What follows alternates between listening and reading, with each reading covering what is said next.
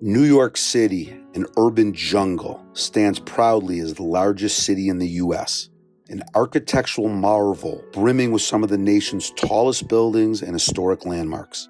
New York City is never short on spectacle. For centuries, New York has been a leader in trade and culture, redefining social norms and playing a role as a catalyst pushing for change. Therefore, it is only right that New York City now finds itself playing a large role in the ever-growing debate over iconoclasm. The monument in question is that of Christopher Columbus, standing at 76 feet tall in the center of Columbus Circle. Created by the Italian sculptor Gaetano Russo, the monument was one of three planned as part of the city's 1892 commemoration of the 400th anniversary of Columbus landing in the Americas. The completed column was shipped to the United States in September of 1892, placing the pinnacle of this debate at 59th Street and 8th Avenue. Fast forward to August 2017, in the heat of summer, when the nation's attention was on the rioting of white supremacists in Charlottesville, Virginia, to oppose the removal of the statue of Confederate General Robert E. Lee. In New York City, Mayor Bill de Blasio calls for focus on removing and reviewing symbols of hate with the commission over a period of 90 days. De Blasio's Commission on Public Art is expected to wrap up its review this week. Then later this month, it will offer recommendations for what should be done about several controversial monuments. One of them is the statue of Christopher Columbus in Columbus Circle. Some people say it should go. They're honoring a murderer, a rapist. And he's a symbol of genocide. It should be taken down, burned, crushed up. So, was Columbus a hero or a villain? What about if he was both? Certainly he was a hero and he did amazing things as an explorer. Is he a villain if he's a product of his times?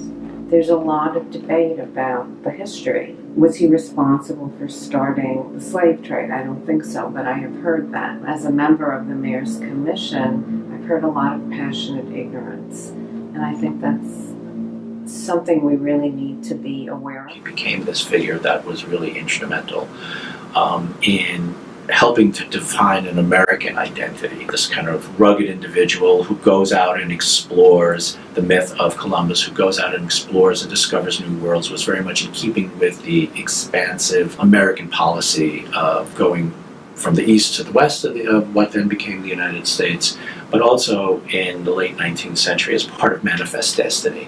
It's in increasing imperialist endeavors from everywhere, from Hawaii to Puerto Rico to Cuba and elsewhere. This story cannot be told without the input of George Estevez, who works at the National Museum of the American Indian in New York City. I think that a lot of people that defend the statue don't really know the history, or if they do, it's just a superficial history. Only when you really get into the chronicles, when you really read Columbus's logs, do you understand exactly what this man was doing. He seems to speak in a very bipolar way, because in one moment he's praising my ancestors, and in another way he's thinking of ways of how to enslave them and how to get the best out of them. Imagine if they did that with Hitler, it would be the same thing. When I see him, that's exactly what I think of, My people of the Taino, we were the ones who actually discovered Columbus. I like to say we discovered him. And we have to live with that every day when we talk about how they discovered us when we were home and he was lost. If you read his story, 2 days before the so-called discovery, his men were going to throw him off the ship because they wanted to go back home. They didn't know where they were. And then, as luck would have it for them, and bad luck for us, they ended up in an island that had been inhabited for over 7,000 years, but we ended up being discovered. Columbus's legacy it's not just what happened to the native people, but also the Africans that they enslaved and everyone else. It's not just Indians. Like I said before, I don't really understand how if you've ever really understood the story, if you've ever really gone deep into Columbus's story, how you can see that he was a monster. Columbus promised the king and queen gold, and when they saw that there was no gold, and he promised them slaves, and that's what he gave them. And because of the diseases that they brought over, 80% of our population disappeared. I'm not here to defend in any way Columbus and what we know he did. He was an enslaver. He was a rapist. He did institute transatlantic slavery. He chopped off the hands of Tainos and Arawak Indians who couldn't bring gold in the amounts that he wished for. He was brought back to Spain by the royal court to answer for the charges that were against him. That in his time, he was called out for the activities, the horrendous activities that he engaged in. Heard all kinds of stories, all kinds of things, which would really be dreadful. And let's assume they're true. Then what do we do now?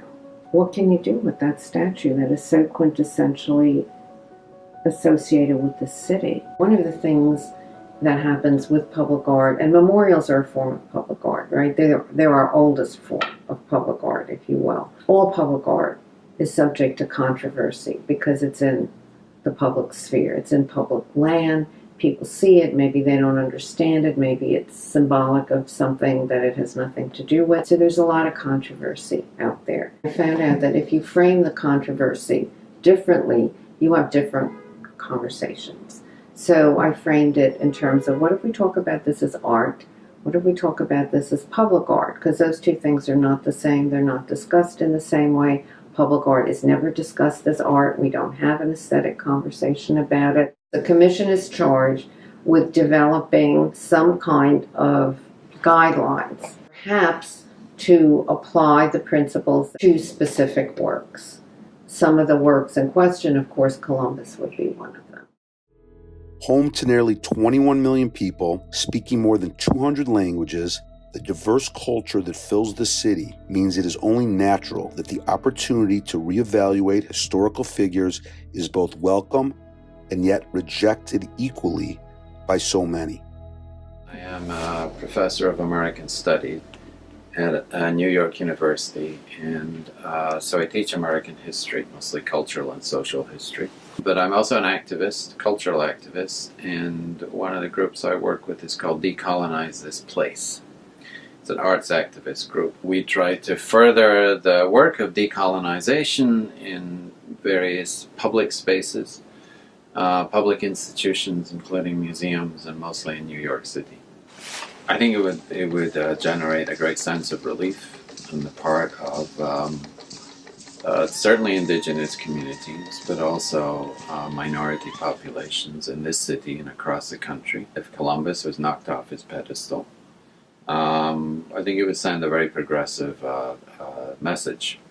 I think even New Yorkers don't necessarily know that there are as many as 100,000 indigenous people living in New York City. So in a sense, all of the arguments or debates about land in New York City ultimately should in some sense fall under review and scrutiny by those indigenous populations, in my view. I think the decision should be handed over to them. That movement is spreading to the north now in the U.S., and the focus on monuments in New York City has taken the form of the mayor in New York City putting together a monuments commission of experts to scrutinize the symbols of hate that are spread around the city and figure out whether there's a case to be made for removing them or replacing them or supplementing them in some way with a more adequate or responsive series of statements or statutes. From the point of view of New Yorkers, we look on with sorrow, we look on with disgust at what happened in Charlottesville. And this kind of hate is not tolerated here. Focus in Columbus, of course, as I've said, is much larger and has a much deeper history. And you find that the debate takes a different form depending on the demographic configuration of a city's population. So in some cities where there's a very large urban indigenous population, like Minneapolis, for example, it's been very easy. In cities with large Italian-American populations, it's more difficult, like San Francisco and New York City in particular. And you find that there's a lot of mobilizing among Italian-American community organizations right now to defend Columbus. And why are they doing that? Italian Americans have this very complicated relationship to Columbus because for all intents and purposes, the vast majority of Italian immigrants who came in the late 19th century, early 20th century, really discovered Columbus here in the United States. They were primarily from the south of Italy, the Mezzogiorno. They were, to a large degree, undereducated. They were the working poor of Italy, and they left for economic reasons to come to the United States. And so their familiarity with this figure was not something that was part of their everyday lives. When they arrived, Columbus was already an American hero. The Italians come here and they discover Columbus. And when we say Italians, we have to keep in mind that we're talking about a different number of Italians. And the people who really discover Columbus are the elite, the prominenti, the prominent ones. And they are the ones who are, for all intents and purposes, cultural brokers, economic brokers, political brokers. They are leveraging their own positions with the Anglo elite and the working poor Italian immigrants. Italian immigrants who are being racially discriminated against. They're understood to be a different racial group. They're the Mediterranean race. Their status as whites is always being called into question, even though they continue to benefit from whiteness. They are never restricted in the same way that African Americans are, Native Americans are, the Chinese immigrants, and others. Reaching out to Americans under the umbrella of Columbus is this notion of Italian civilization as not being Southern poor, Southern uneducated, Southern working class, but being the elite culture of the Renaissance, the elite culture of Roman antiquity, the elite culture of the north of Italy. And many of these prominenti are, in fact, northerners. Some of them actually from Genoa and Liguria, the home of Columbus. The Italian-American elite begin to pitch this idea to the vast majority of the Italian immigrants as Columbus as our kind of vehicle, our Trojan horse, so to speak, entree into American society. The Italian immigrant community saw an opening there. They could claim ownership of Columbus. This would help to redeem them in the eyes of the dominant racial group, not simply because of the prevailing view that Columbus should be venerated as a particular founder, but largely as a result of pressure from Italian-American community groups who paid to have the statues put up. These Italian-American community groups feel very strongly about Columbus. Not all Italian-Americans do.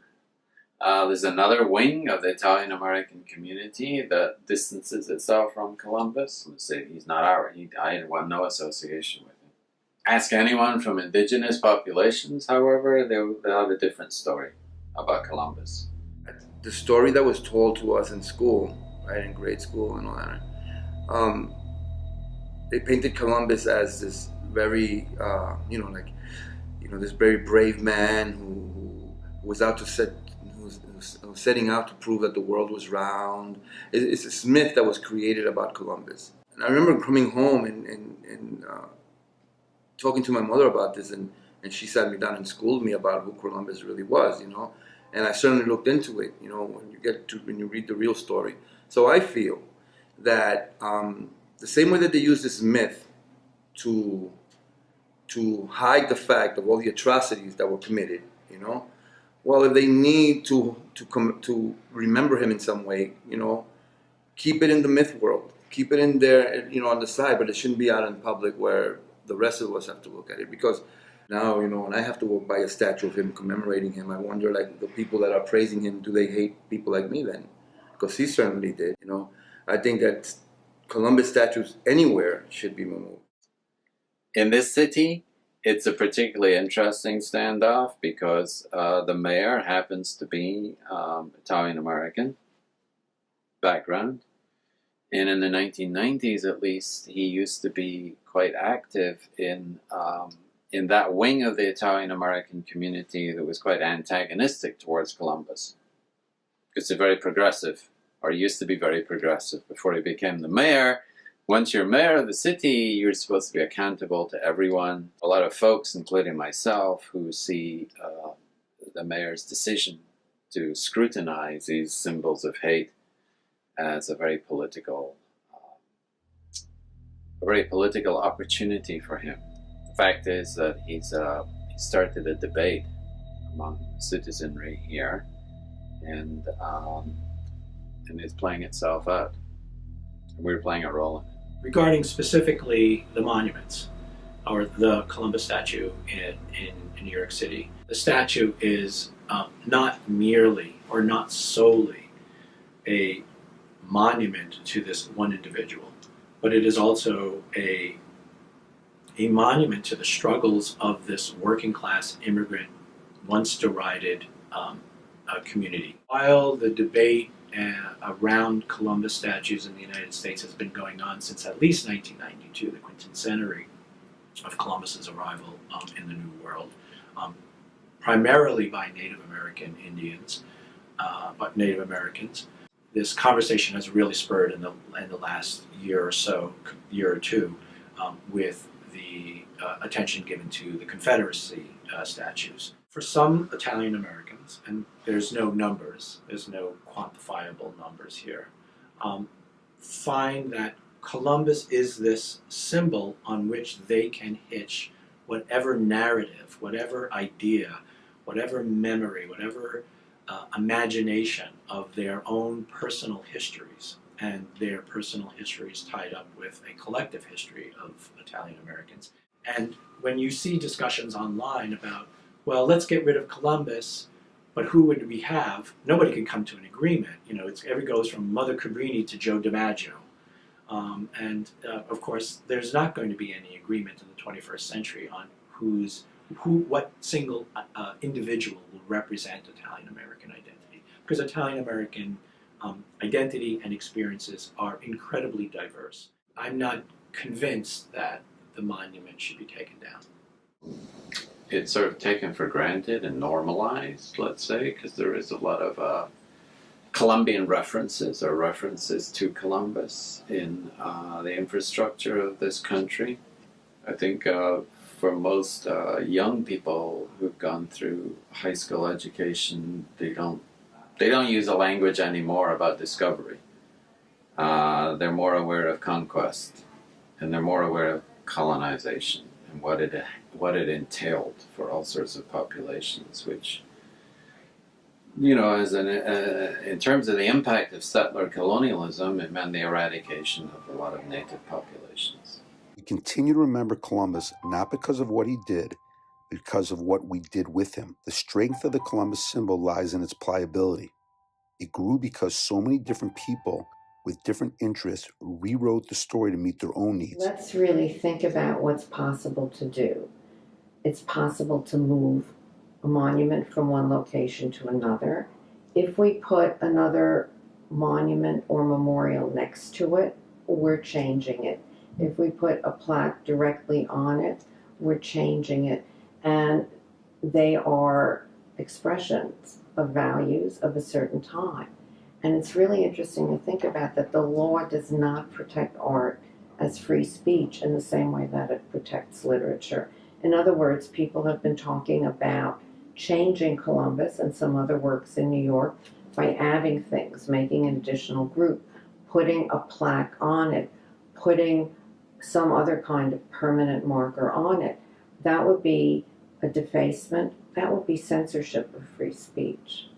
I think what we really need to do is change the conversation to discuss the issues. We have not really commemorated Native Americans anywhere near the way they should be for the contributions that they have made, for the fact that they were here first before Columbus. What can we do now to honor Native Americans? That's one of the issues. What can we do with statues that represent values that were unfortunately called symbols of hate? These were never symbols of hate. These were expressions of honor to people who, for better or in many cases for worse, reflected the values of their times. The values of our times will change too. We're bringing a very presentist approach to these works that I think really should be looked at with a longer view.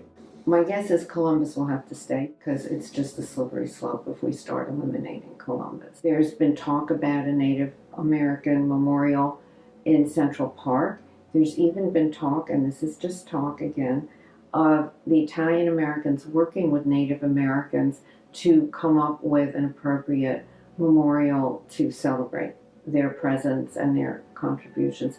That would be an amazing outcome of all this, because this is New York, and I know that there are a lot of people who feel passionately that we have to provide a model for how to deal with these really, really difficult issues.